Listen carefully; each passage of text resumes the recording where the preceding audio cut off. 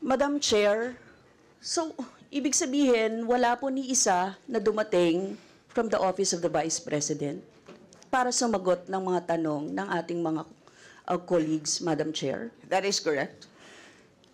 Madam Chair, kahapon kasi hindi na kami pinagtanong sa Office of the President. Tapos ngayon naman, wala naman yung Office of the Vice President para tanungin namin, Madam Chair. So Madam Chair, hindi ko maintindihan kung bakit yung two highest position in the land natin ganito sa ating budget hearing sa Kongreso, no?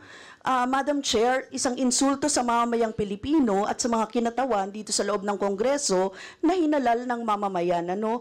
Ang hiling natin makapagpaliwanag ng accountability at ang hiling natin ay maglinaw, no, ng mga, kasi marami pa po tayong tanong kaugnay dito. She may not like our questions last hearing, Madam Chair. She may not like being questioned about the OVP expenses. She may not like sitting with us here in the House. But Madam Chair, she is accountable to the people and she has this sworn duty to the Constitution, being the head of the agency, to be here, no, para po ipagtanggol or malaman natin yung budget niya, Madam Chair. So yun lang, Madam Chair, as a manifestation. Thank you, Madam Chair. Thank you, Madam Chair. So ang ibig sabihin nito ay kahit na binigyan natin ang Office of the Vice President na second time around na magpaliwanag do sa budget at magkaroon tayo ng pagkakataon na siya ay matanong dahil ito naman po talaga yung mandato natin dito sa Kongreso, no? Mabusisi yung budget. So ang ibig sabihin po nito ay binoboykot niya tayo.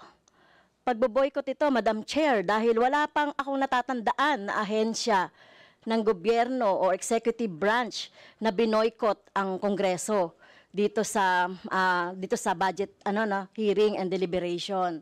So ang ibig sabihin, Madam Chair,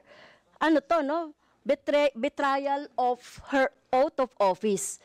Kahapon nakita ko yung kanyang video na ginagalang niya yung power of the purse ng Kongreso. Alam niya na tayo po yung nag-allocate or nagbabudget or nag-approve ng budget ng lahat ng ahensya.